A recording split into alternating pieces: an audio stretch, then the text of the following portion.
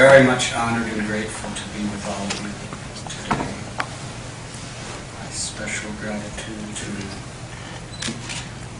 to Jim Vansenbroek and to the Ford Asian Indian Association, to Don Wood,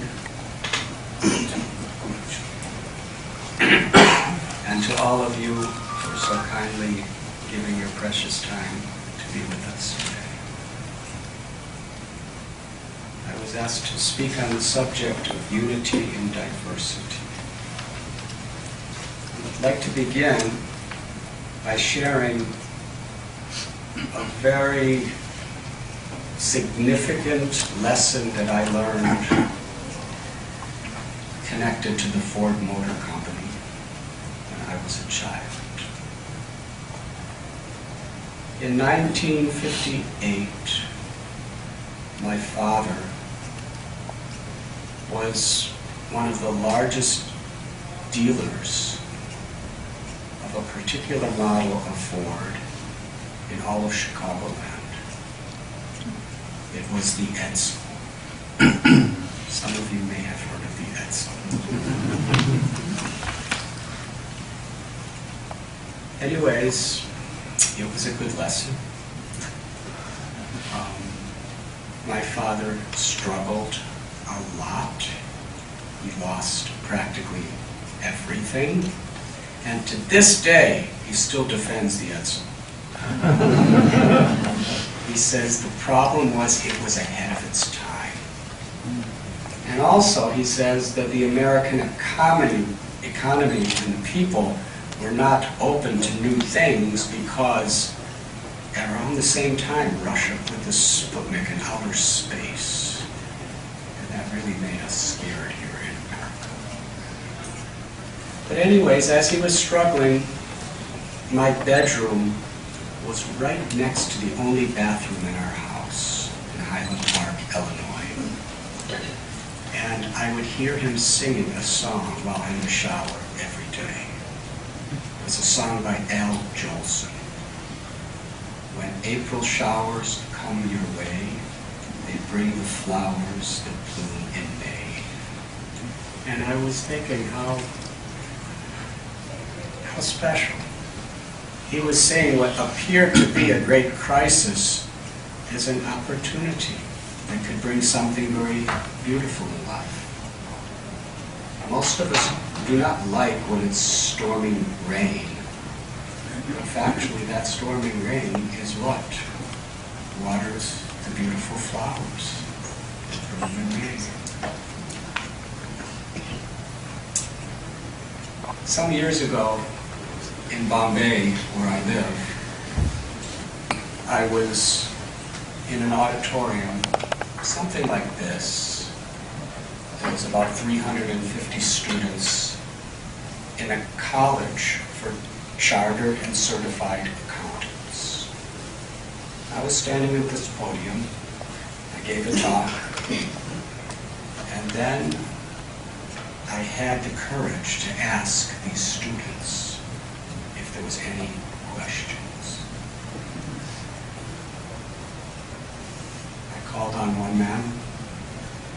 He stood up, and everyone in the room, they made a sound.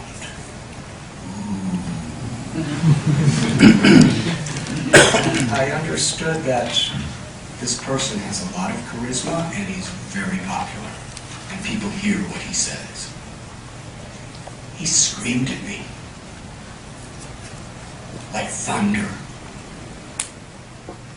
He said, "Your talk is completely misleading and useless. You are nothing but a cheater, and I reject everything that you say." People were really listening to him. He said, "What if everyone in the world became a Swami like you? Who would grow our food? Who would do our trading and banking? Who would educate our children? Who would run our governments? Therefore, everything you say is rejected and misleading." He got a standing ovation. There was a long standing ovation, and I was standing during the ovation. And I said a little prayer that I need some help on this one. So when finally everything settled down, I asked him a question. Dear sir, what if everyone in the world became an accountant like you? Who would grow our food? Who would do our banking and run our businesses? Who would run our governments? Who would educate our children? In fact, if everyone in the world became an accountant like you, there would be 100% unemployment because no one would need an accountant.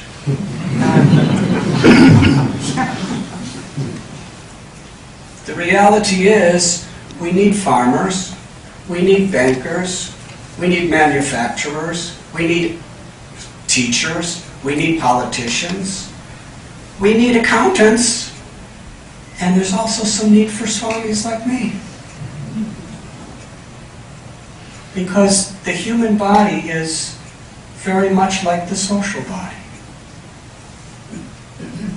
Health is not when we judge each other, one is better than another, but when we work together. Each part of the body has a very unique function, a unique shape, a unique color, and can do something that no other part of the body could do. The feet cannot do what the lungs do.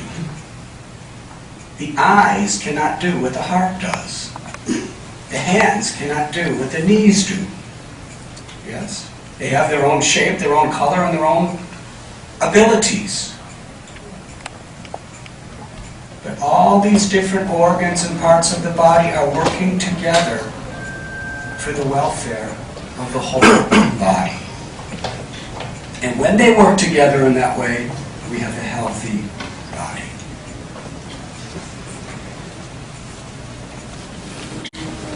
Here at the Ford Motor Company, from what I used to learn in school back in Chicago, one of the great contributions was the development of the assembly line.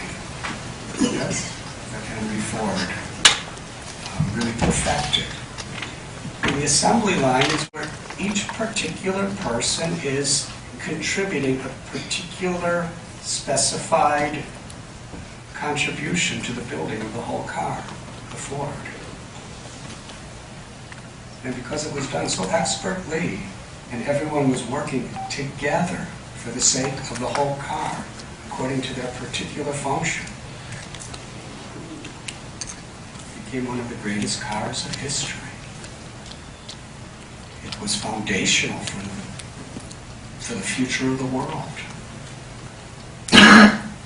Unity in diversity. To actually see that unity. In a garland of flowers, there may be many colors, many shapes, many fragrances, many textures. But when they're weaved together in a flower, it's something very, very beautiful. And from a spiritual perspective, I heard a particular verse from the Bhagavad Gita, which to me was such an essential, universal principle to spiritualize this concept of unity and diversity. The Sanskrit is Vidyavanaya Sampane Brahmani Gavihastini Sunicha Chaiva Swapake Cha Pandita Samadarsha. What is real knowledge or wisdom? According to the Gita, real wisdom is not simply about how much data we can store in our brains. It's not about necessarily who we are, or what we have, or what we can do. It's about our values. It's about our vision. Real wisdom, this verse tells, is the ability to see everyone with equal vision.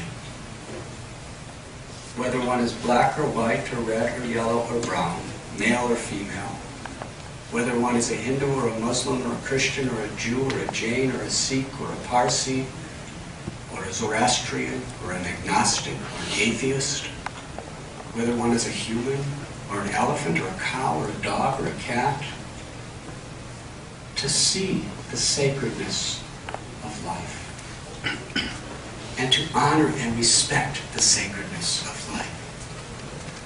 Mamaya Vamso Jiva Loke Jiva Bhutasana. This means that wherever there is life, a source of consciousness, that is a sacred part of God. And this is a universal principle.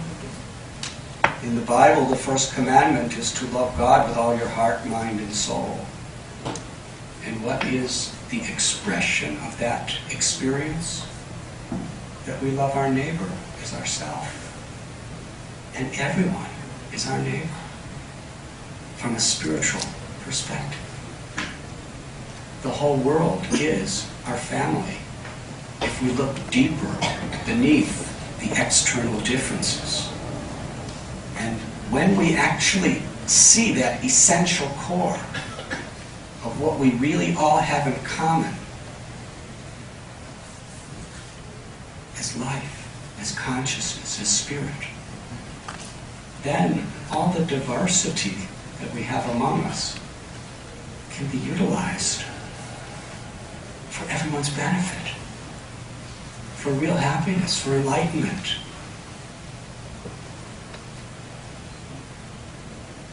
And that education is so crucial in the world today, both in the simple farms and in the major corporations, where people are actually seeking the essence. The tendency is to become possessed by our possessions. Even though I may not have many possessions, it's not an impediment to be a millionaire or a billionaire. What is critical is that what we have, however little or of however much, we utilize it for a useful purpose. Just a couple months ago, I was invited to speak at the HSBC Bank at its international headquarters in Canary Wharf in London. There was 850 bankers that attended my talk. And I began my talk trying to make a connection. I said, I'm very honored and grateful to be here among many of the greatest bankers in the world and one of the greatest banks in the world. And you asked me to speak to you. And the reality is that I haven't had a bank account or signed a check since 1969.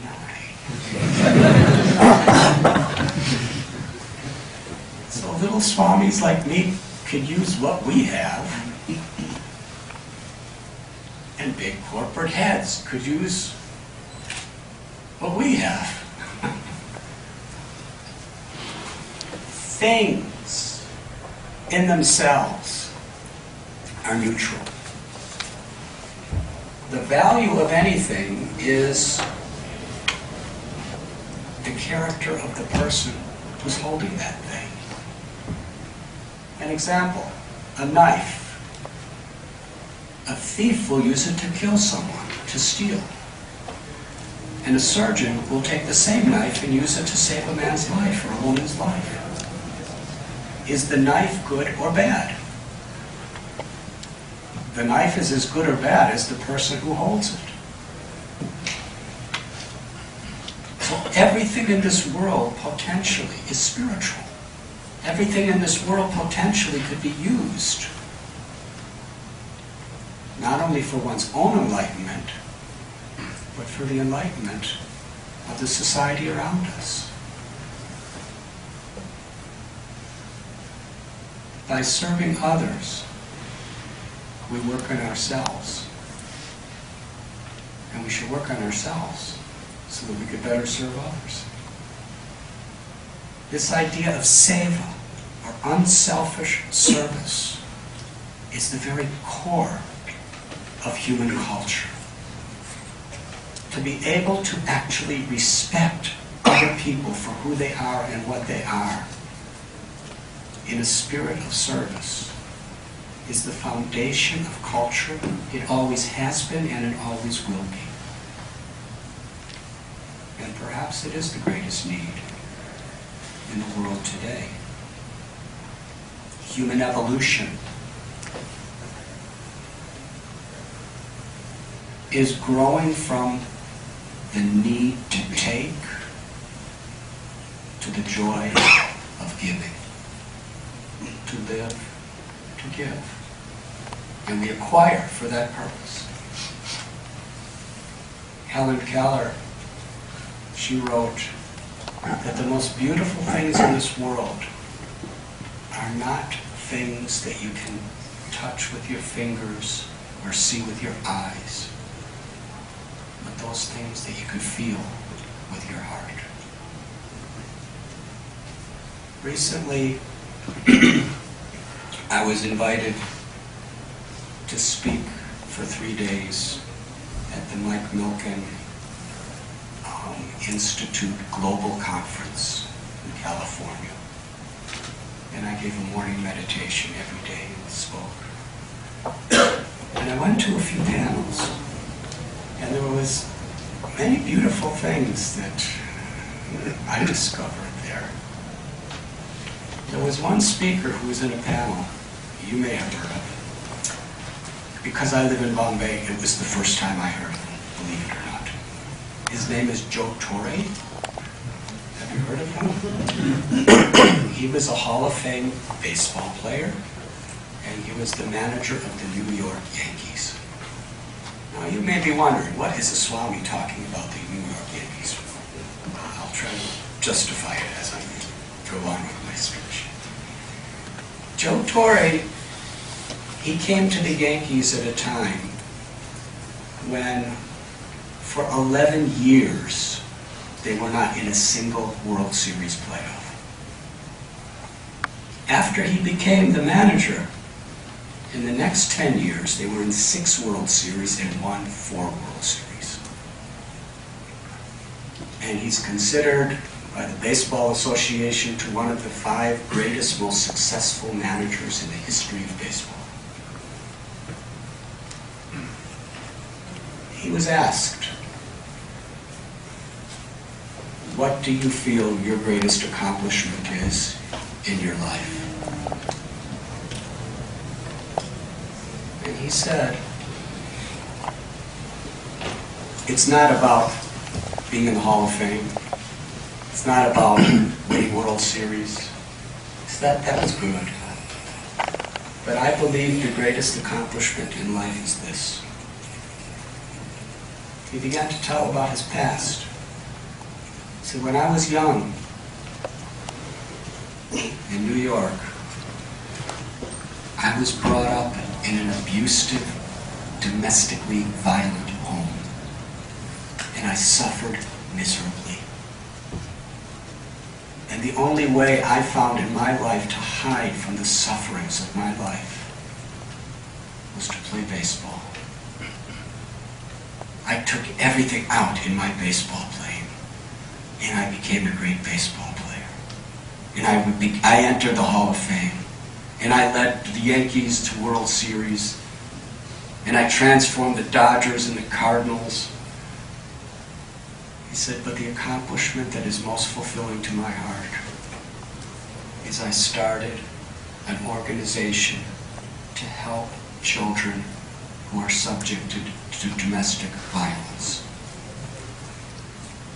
And I teach them how to deal with the same things I suffer with. And I give them encouragement, appreciation, and love. And I see how it transforms their lives. That's the most important thing I ever did.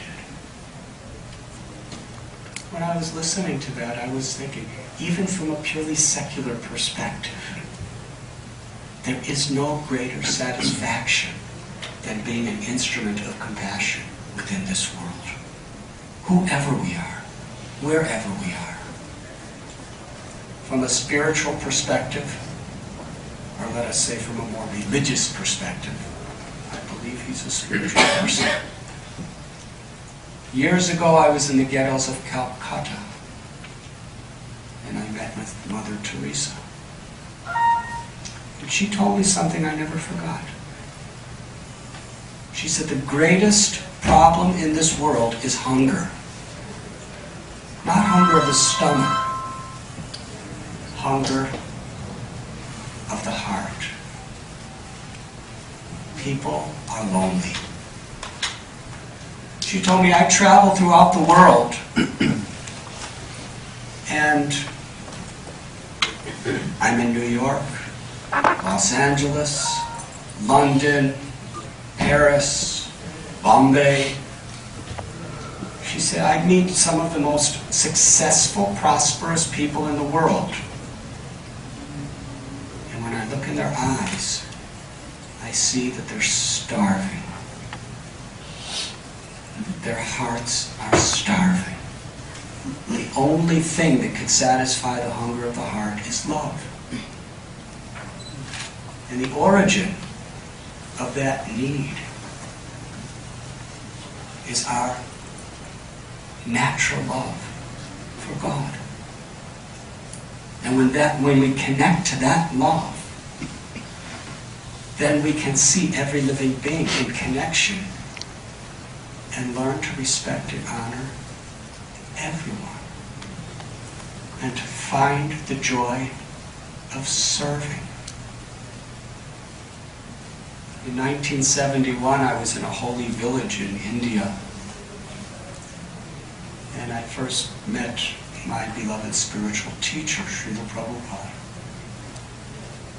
And by this time, I had learned something about him.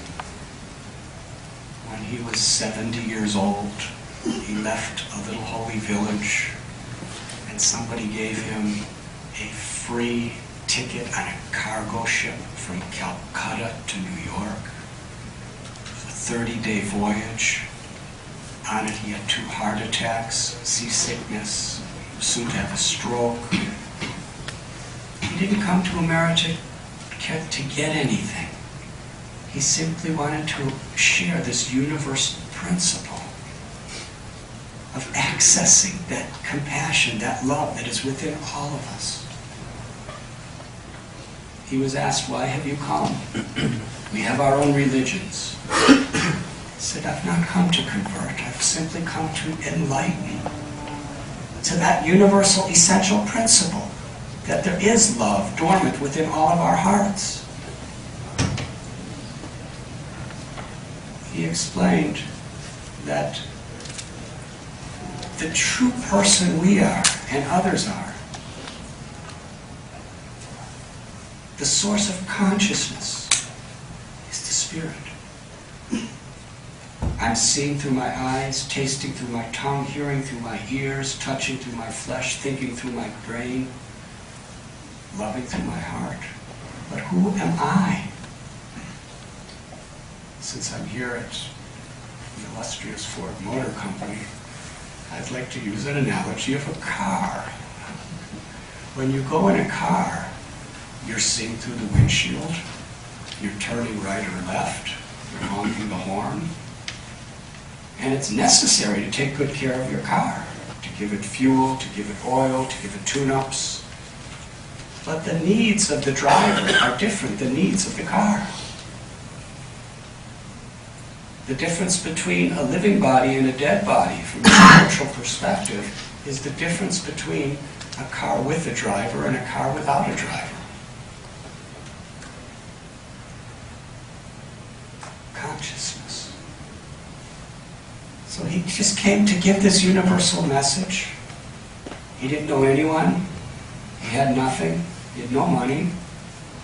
But within a few years, he had tens and thousands of followers and hundreds of temples and ashrams and millions of books. And I was sitting with him, and someone asked him, "Are you the guru for the world?" And he looked down with such natural humility in his face. He looked on the ground and he said, "I am just the servant of everyone. That's all." That impacted my heart. To serve is the most beautiful thing there is, because to serve others is an expression of love when it is without selfish motivations. Recently I gave a lecture at Princeton University. The lecture was entitled East Meets West: God, Love, and Spiritual Activism from a Christian and Hindu Perspective. And representing the West was Dr. Cornel West. Have any of you ever heard of him? He's a very profoundly brilliant professor at Princeton, author of books. And representing the East was me. And during that talk, and we just bound like brothers. It was incredible. Even though there are so many differences between us. I mean, his hairstyle's like this. It's like this. He was wearing a nice suit, and I'm wearing these robes. And he's a Baptist, Christian, devout as anything. And I'm coming from an Indian Hindu type tradition, bhakti or devotion. And he's been married a few times, and I'm a celibate monk. But somehow or other we found something in common that we shared that was so sweet and so deep. We just bonded like brothers. He took me to his office and said, "I want to introduce you to my mother." And he called his mother, and I talked to his mother. And I said, "Since my mother's left this world, you're just like my own mother." And she said, "Yes, son, you are my son, and I am your mother." And Cornell held my hand and said, "That means we're really brothers." And then we went out and gave this talk together in front of about 800 students. And he said something that really moved me. He said, "The true essence of all religion, of all humanity, is to love and be an instrument of love. But unfortunately, here in America and all over the world, we're being so much conquered by weapons of mass distraction. What we really want, what Mother Teresa was talking about, that love within the heart that we're actually hungry for, we have a tendency to become so distracted by things. Things could give pleasure to the mind, things could give pleasure to the body, but things cannot give pleasure to the heart. We need to love. We need to be loved. And so many times we become so distracted by the pressures and the stresses of this world that our life becomes really very shallow and superficial. Like a little girl, the parents work so hard and decorate her with beautiful clothes and nice ornaments, and she's pretty, but inside she's just starving for love and attention. Human society is very much like that. To focus on that is so important. To find unity in the diversity of our own life, it begins there. We have our economic responsibilities, we have our domestic responsibilities, we have our occupational responsibilities, we have our social responsibilities, but we also have our spiritual responsibilities.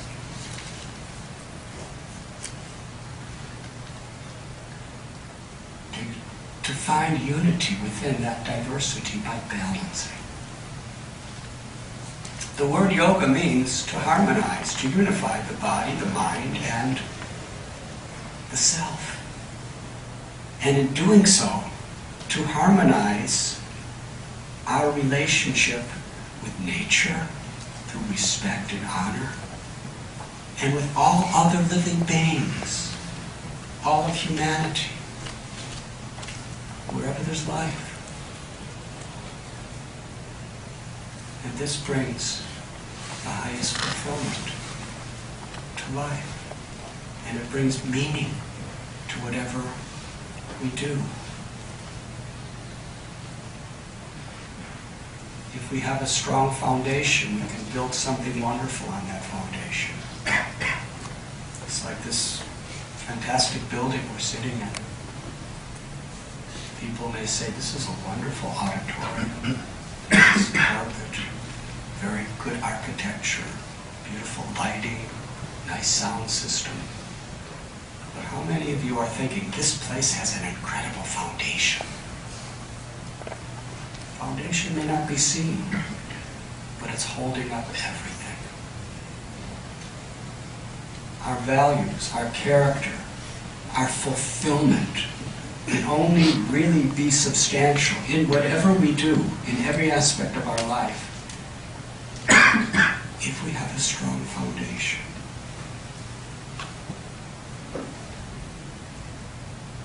And all of the spiritual practices are meant for that purpose, to give us a strong foundation. When the storms come, if we build a house on sand, it's going to crash down. Build a house on solid rock, it will withstand all these storms. Integrity. Integrity is to maintain our values, our character, and our ideals, even in the face of temptation, or even in the face of fear. And understanding that those values will bring maintaining those values will bring deeper fulfillment than anything else. So when I was in that auditorium and I gave this type of answer to that accountant student, that instead of judging each other, why don't we actually learn to appreciate and encourage one another, despite our differences, and serve together for a higher purpose and create harmony?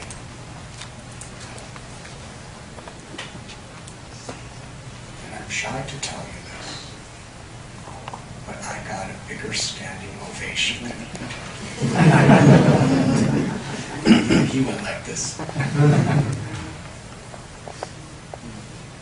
It really is a joy to be with you here. And when I told my father I was coming to Ford Motor Company to give a talk, he cried. And he said, make sure you tell them about the Edsel.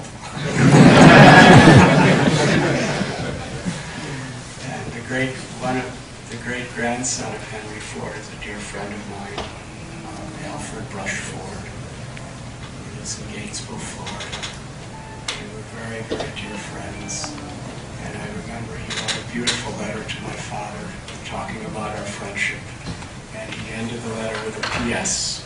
Thanks for selling all those Edsels. I thank you very, very much.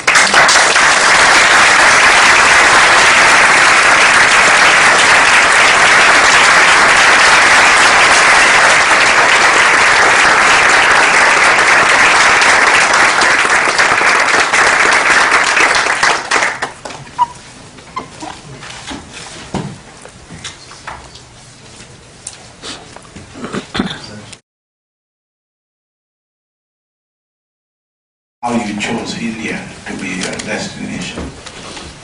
That's a long answer. To be honest with you, sir, in trying to answer that question, I wrote this book called The Truth.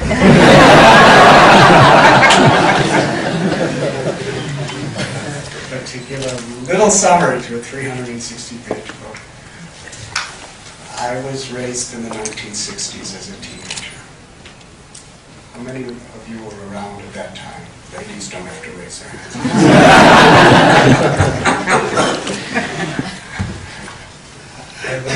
Another thing I learned from my father is a couple years ago, he had a cataract removed from his eye. And there's one lady who's a very good friend of his, and she saw him a couple days later, and he said, "You look so old. What happened to you? What happened to you? I just saw you a few days ago." She was, "What do you mean?" "I'm fine." He said, "Oh, I understand. My cataract's removed, so now I'm seeing you for what you really look like." I didn't see all your wrinkles. She was very unhappy with that. But anyways, I was born in 1950. And the 1960s in America was a very turbulent time. The Vietnam War was raging. And it was a war that many young people didn't believe in. But our belief was not really considered, because when you turned 18, if you were male, you were subject to be drafted, where you had two choices: go to war or go to jail. If it was a war we believed in, we would stand behind it. And I saw my friends, their elder brothers. Some were coming back in caskets. Some were coming back drug addicts and wounded due to the stress. And at the same time, I had a job after school because of the Edsel situation. When I grew a little older, to help my parents, I had a job after school in Highland Park, Illinois. And almost everybody I was working with was African Americans from the south side of Chicago. And in those days, if you're born in the ghetto, it's almost for sure you're going to live and die in the ghetto. There's no way out. And I saw how they were good people, but they were so downtrodden, so much objects of prejudice, that they were all alcoholics, just to deal with it. And every day in school, we do the Pledge of Allegiance to the flag, which was mandatory in those days. And which I really believed in the principles of the Pledge of Allegiance to the flag. But it's about everyone being free. And I just didn't see freedom. I did. If you had a certain color skin, a certain religion, then you were free. But it didn't make sense. I joined the Civil Rights Movement and was stoned. I was the object of stones and bottles from my white brothers and sisters. In 1968, in the Democratic Convention, I was in Grant Park, Chicago, just trying to ask questions to understand what's happening in this world. And the Chicago police, they attacked me with tear gas and shields and clubs. And I was told that they were protecting my freedom. I had many questions. And I joined the counterculture, where it was a sign of discontent with the way the world was going by growing your hair long for boys.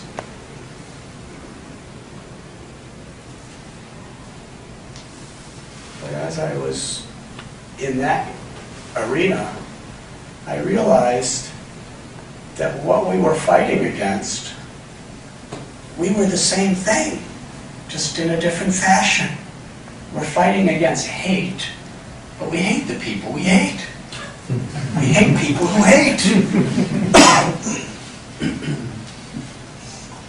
And then I remember hearing, I believe it was from Martin Luther King, that the irony of our times is we have guided missiles but misguided people.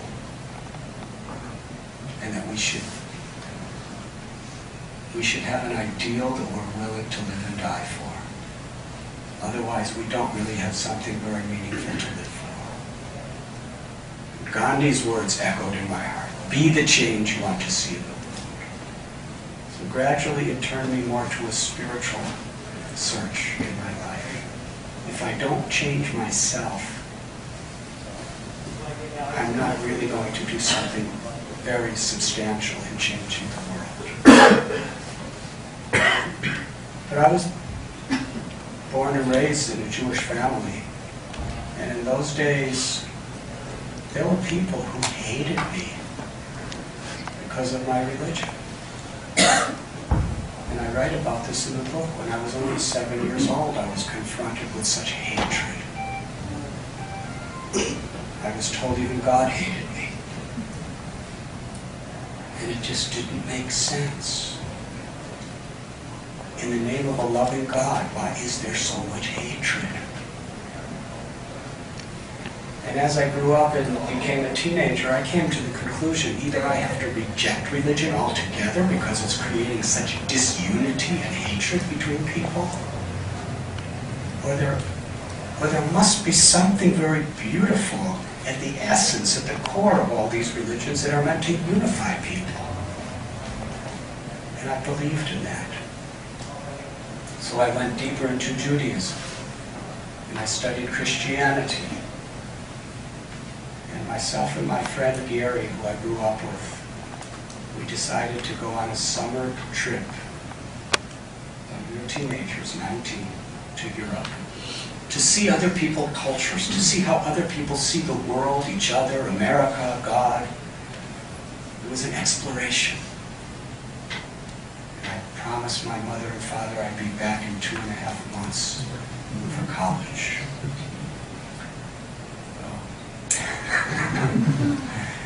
In Europe, it's a long story, but I went so deep into my searching of trying to find real meaning, fulfillment, and purpose to life. I was spending my days in museums trying to get symbolic messages from the art of the world, and I was going to synagogues and cathedrals and monasteries, and I was going to riverbanks and forests, and ultimately I was in a cave in a Greek island, crying and praying for direction. And I heard a voice from within. Go to India. I had never met an Indian. I never ate Indian food. Not even a samosa. I had lots of pizza.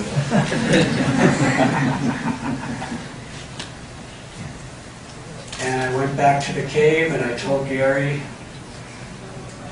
it's an interesting story. I said to Gary, something amazing happened to me at sunset.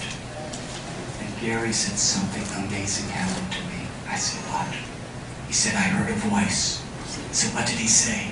Gary said, you will not believe me. I said, I might believe you. Gary said, I don't think you'll believe me. I said, just tell me. We're sitting together on the stone floor of a cave, looking out over the Mediterranean Sea into the stars. He said, I heard a voice that told me, go to Israel.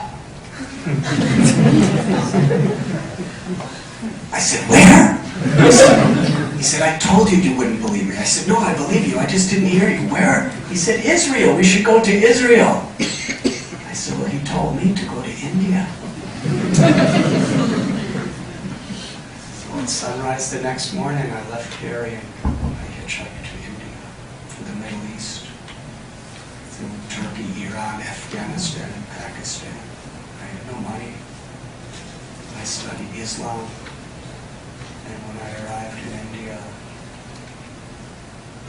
I traveled and searching for that inner fulfillment that I believe we're all looking for.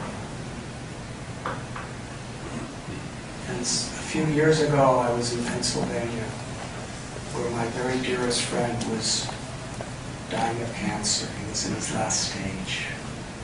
He asked me to stay with him. He said, I want to die in your arms.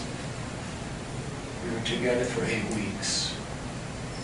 He was an African-American man from Cleveland, not far away. Born in 1950 also.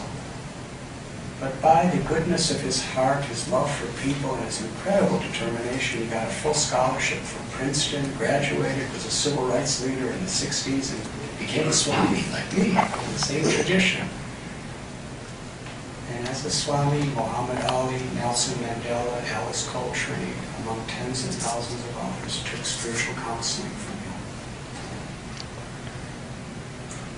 While I was at his bedside one day, he said, you should write a book about your travels. And I said, I'm not going to write a book. He said, why? I said, I feel it's an act of arrogance to write a book about me. Just, I did this, I did this, I did this. And besides that, if I tell the story, no one will believe it if I tell it in truth. He looked up at me from his bed. I was sitting at his side. He said, your story as a young boy searching for truth is really the story of all of us. You did it in your way, but we're all searching for inner fulfillment and truth in one way or another. And if your story can help give hope and guidance to others, then if you don't write it, that is an act of arrogance. Promise me on my deathbed that you will write this book. I made the promise. A few days later, I changed my mind. And was trying to decide how I'm going to convince him to release me of my promise. But in between, he passed away. So I wrote the book, and it's called The Journey Home. I believe home is within the heart of every living being. It's where we find our true mother and father, and we find the true unity in all the diversity among each other as children of that same source. It's that home where we can actually learn